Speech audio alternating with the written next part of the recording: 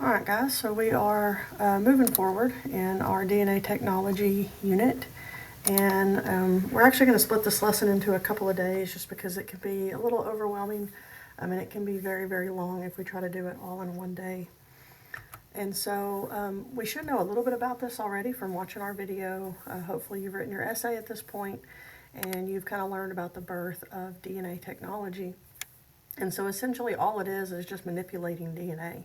And so that has led to these new biotechnologies. And, and as you saw, that DNA technology started, way back like in the 70s. They were already doing recombinant DNA and things of that nature. And so these studies continue today.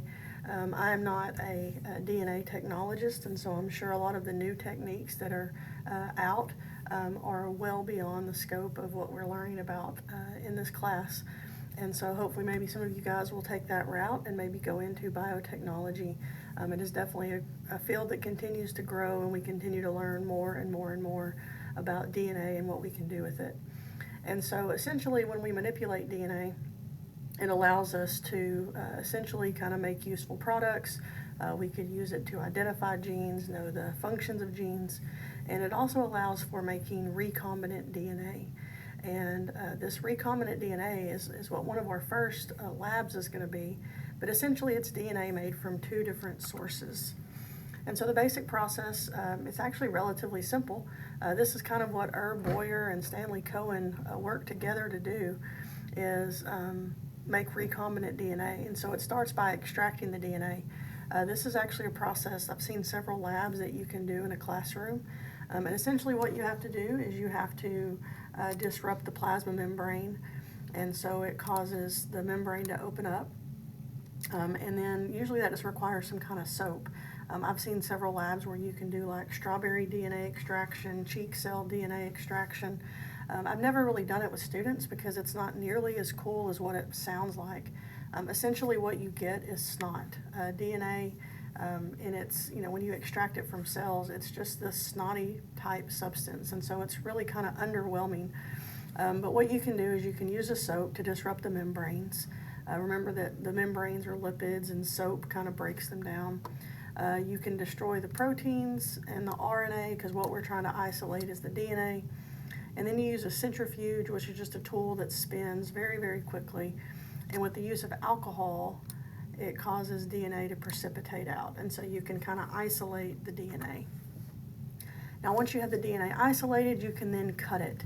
Now, one of the big ideas of this unit is in order to manipulate DNA, we have to be able to cut it, and that is accomplished by these enzymes called restriction enzymes. They are also known as endonucleases. So we know that enzymes are specific proteins that do a very specific job. And the job of restriction enzymes is to cut DNA at specific locations. Now, there are different types of restriction enzymes, and they each cut at a very specific sequence. What they do is they cut at what we call a restriction site. And the restriction enzymes that we like to use for DNA technology are ones that make these staggered cuts that leave sticky ends behind. So this is a concept that you really need to understand, is because in order for the two DNA sources to go together, they're going to have these sticky ends hanging off. And so the enzyme that cuts this particular DNA kind of cuts at this sequence. So we've got CAATT. You can see on the other side we've got CAATT. Okay, there's actually a G there as well. So CAATTG, CAATTG. Now, when it cuts, it doesn't just cut across the DNA molecule like this. It cuts in kind of like this staggered cut. And so you can see that we have these pieces that are just hanging off, okay? So here I have a TTAA that's exposed. Notice on the other DNA strand, there's an AATT that's exposed. So the whole concept behind these restriction enzymes is because they cut at a very specific location. By the way, this is the enzyme that Herb Boyer discovered in his bacteria, is it would cleave or cut the DNA and it would leave these little ends behind. So imagine if you have two different DNA sources. DNA bases are going to pair up. It doesn't matter where the DNA came from. So let's say I had a DNA sample from a human and it had an AATT hanging off, and then I had a DNA sample from a bacteria, and it had a TTAA hanging off, these two will easily join up and come together. So it's very important to understand that number one, restriction enzymes or endonucleases cut, and when they cut, they leave these sticky ends behind. So in order to create recombinant DNA, is you just have to use the same enzyme on both DNA samples. And so if you cut both DNAs with the same enzyme, it leaves these complementary sticky ends hanging off. And so when you mix the two DNA samples together, those sticky ends will join up, and those two DNA samples can now be combined into one. Now, another important enzyme that you need to know is DNA ligase, and we saw ligase in DNA replication. Ligase was our gluer, okay? So what ligase does is it just kind of seals the two pieces together so that the two pieces of DNA actually become one solid piece of DNA. So two enzymes so far. We have restriction enzymes or restriction endonucleases. They cut, very specific about where, they leave the sticky ends behind. Second enzyme that we're talking about is DNA ligase, and ligase is going to be the glue that glues them together. And so what this allows us to do is to join two different samples of DNA. So this right here is the name of our enzyme. This is the specific sequence where it cuts. Here's my sticky ends that are hanging off. If both samples are cut with that same enzyme, then those sticky ends will pair up. They will be complementary to each other, and then ligase will seal them together. And so now we have one solid piece of DNA that contains DNA from two different organisms. And that's all recombinant DNA is. Now, another important concept that you need to understand is gel electrophoresis. Number one, it is a separation technique. The purpose of gel electrophoresis is to separate. Now, in DNA technology, we talk about using it to separate DNA fragments, but it can also be used to separate other molecules like proteins. Now, there are two major concepts that you need to understand in order to understand gel electrophoresis, okay? Number one, DNA has a negative charge. Because of those phosphate groups, DNA has a negative charge overall. And also, we're going to have a major concept involved with size. So one concept has to do with charge, the other concept has to do with size. And so how gel electrophoresis works is first you have to cut the DNA into pieces, and that's accomplished by using those enzymes. Each enzyme would cut the DNA differently because they always cut at particular locations. Once you have the DNA cut into pieces, you load it into a gel, and then you put the gel into a little voltage box and you apply an electrical current. Now, just like your batteries have a positive and negative end, that's essentially what we have in this little box. And so, as I mentioned earlier, DNA is a negative. And so when we apply a voltage, it will cause it to move to the other end, the positive end. And so number one, DNA will move because of charge. DNA is negative. When we apply the voltage, it will move toward the positive end. So that's one very important concept of gel electrophoresis. Now, the other one, as I mentioned, is based on size. They separate and they move based on their size. So think about it this way, okay?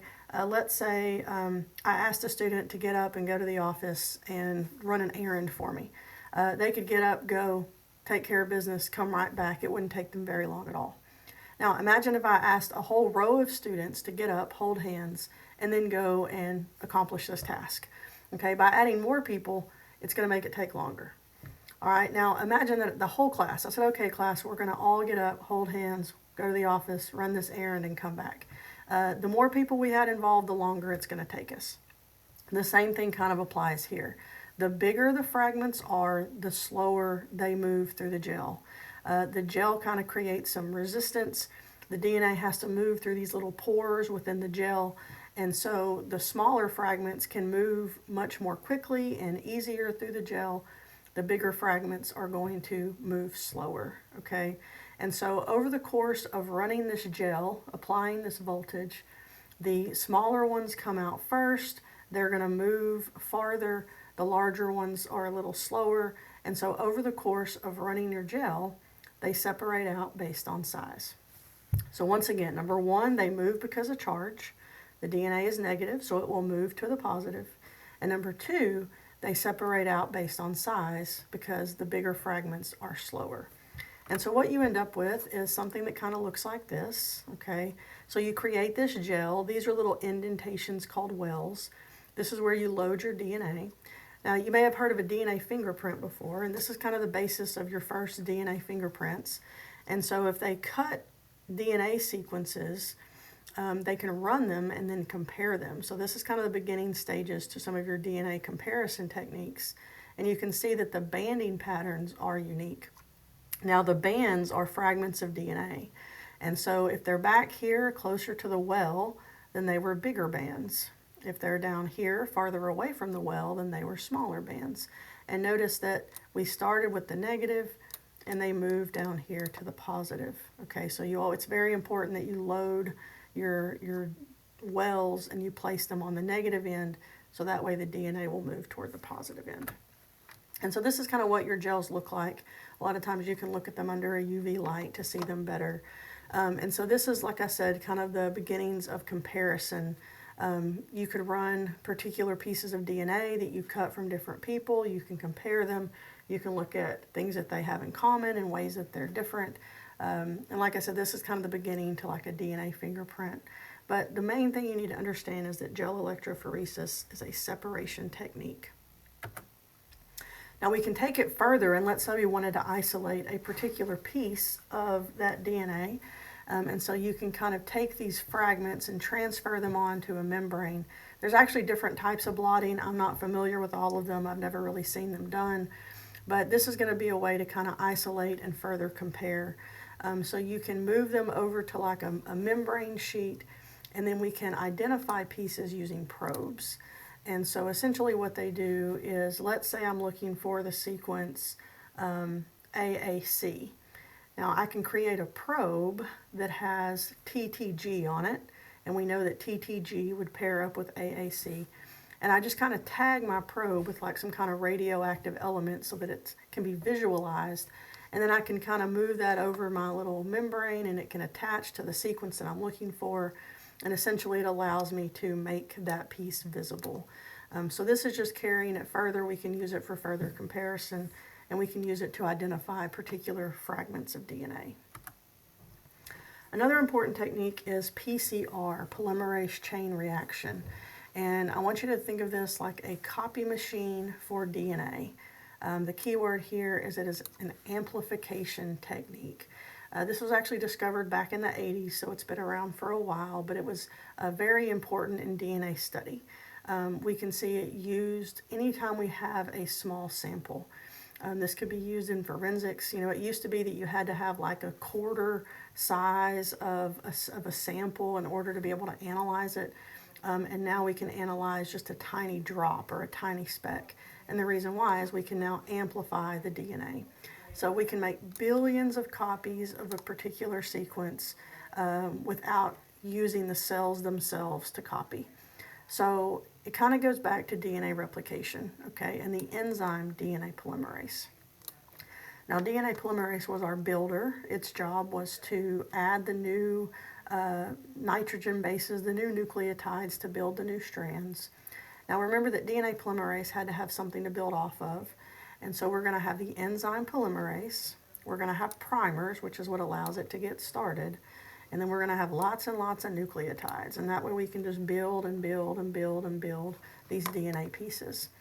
So it starts by denaturing or heating the DNA to almost 100 degrees and 90-something degrees. And it causes the DNA to separate. And then it's cooled down. And then the primers can attach to the particular sequences. And then essentially it's warmed back up, polymerase goes to town, and it will make copy after copy after copy of these DNA pieces. All right, the last thing we're going to talk about is molecular cloning. Okay, now we'll talk about bigger cloning, like whole organism cloning, in our next lesson. But when we're talking about molecular cloning, we're normally talking about genes. And here we go again with this lovely highlighter. Okay, so if we're cloning molecules, we're cloning genes. Sorry guys, that's kind of terrible. So what we're talking about is once we have specific pieces of DNA that we want copied, we can actually clone them. And this is another thing that we kind of saw in the video, okay? So what this does is it allows us to make copy after copy after copy of particular genes. So like in the video, when you saw Genentech, they were using bacteria and microorganisms to make insulin, okay? So in order to do that, we need copies of that insulin gene. Now this allows us to manipulate the genes and study the genes and look at the proteins that they code for. And so the cloning requires a vector. Okay, this is a word you're going to see. I'll talk about it more here in a minute. But I just want you to think of a vector as a vehicle. Okay, it's a way to move DNA from one place to another. And so the first step in molecular cloning is to make a recombinant DNA molecule. So this would be where like we take the human gene for insulin and we have to insert it into the bacteria, okay?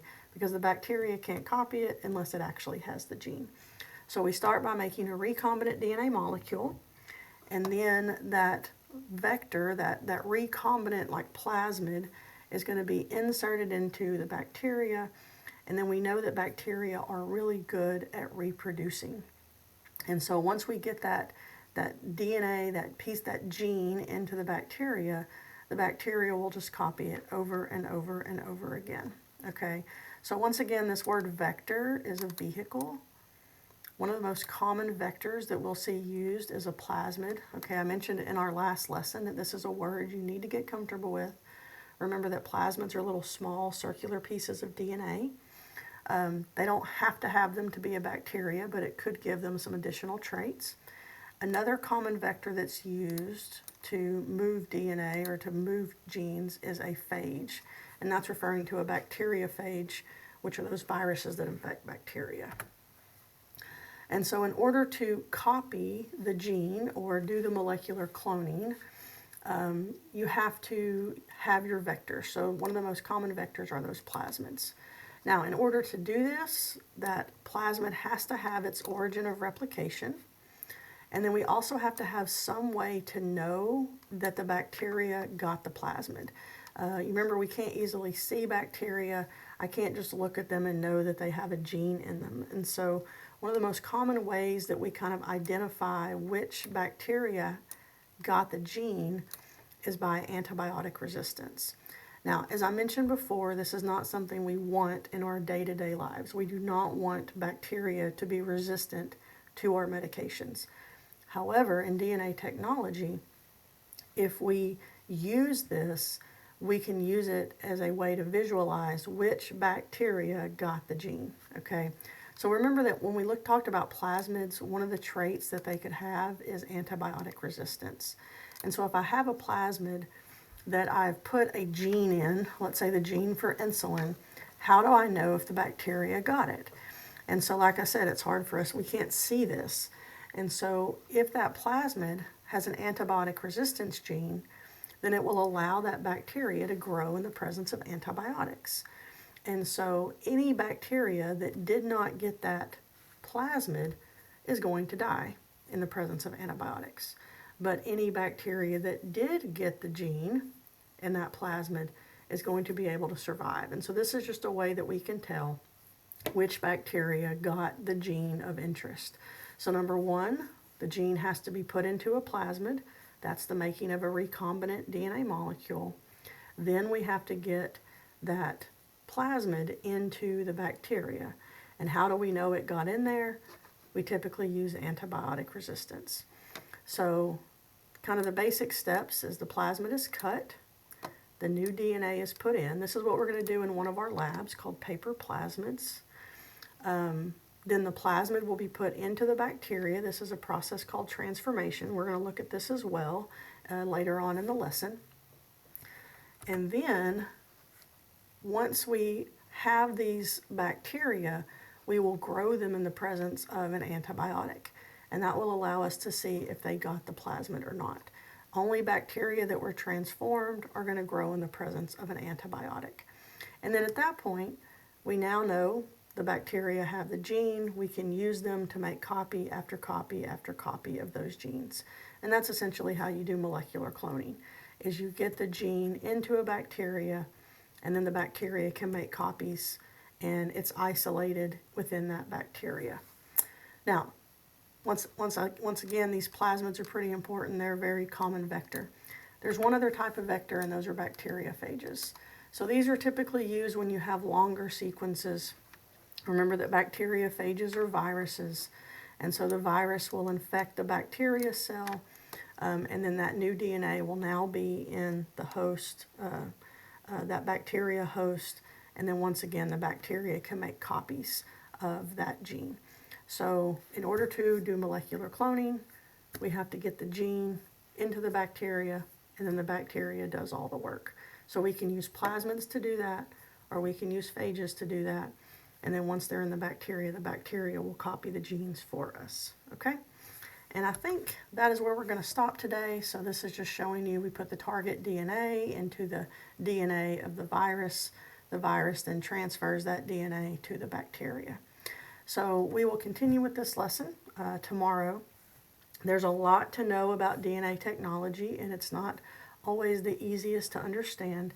So after we get done with the notes, you're going to do a series of activities to hopefully help you understand some of the techniques we can see in DNA technology.